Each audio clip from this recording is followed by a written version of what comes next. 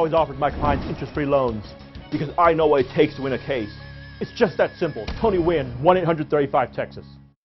Several thousand people from North Korea currently hold Texas driver's licenses. That's not from a movie script, but from DPS, which has also issued cards to people who are citizens of countries that historically are not very friendly to America.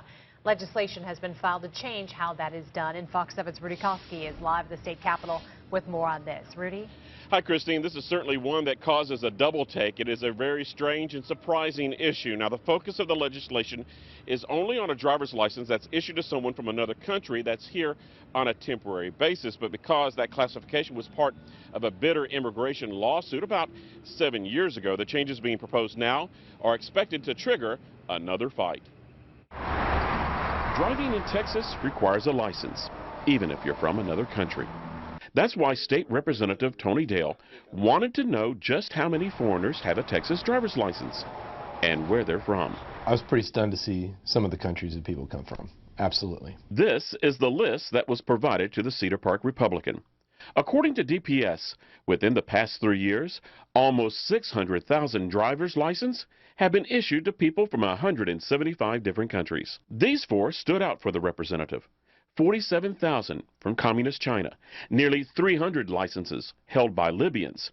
Even citizens from Iran and North Korea, 3,000 each, have a Texas driver's license. I'm not saying that all these people are bad, but they're certainly people from countries of concern. The licenses are classified as limited term.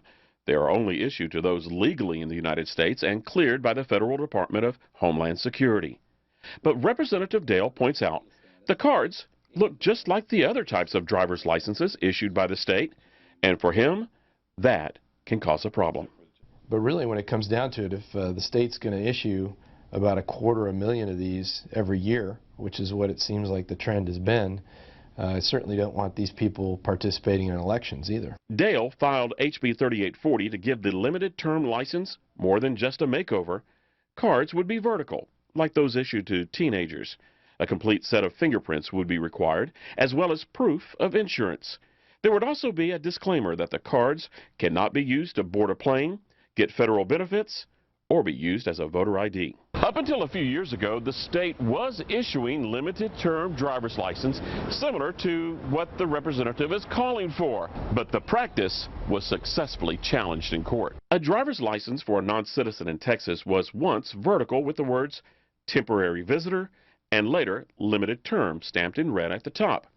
The old way changed after attorneys with the Mexican American Legal Defense and Education Fund argued that the practice was discriminatory. So why invite further discrimination? In a phone interview, lead attorney David Hinojosa told me the organization will oppose HB 3840. The state knew that it was causing persons to be singled out for discrimination in applying for jobs, in applying for financial aid at schools, for all these simple daily tasks.